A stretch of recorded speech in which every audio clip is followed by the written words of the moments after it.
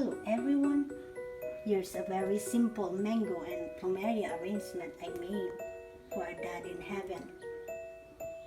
Happy birthday, Tatang! Tatang was killed when I was 37. Take the higher road, guys. I would not be in Hawaii. Not only we forgave the one that killed my dad, our family also helped them to pay for his funeral when he passed away.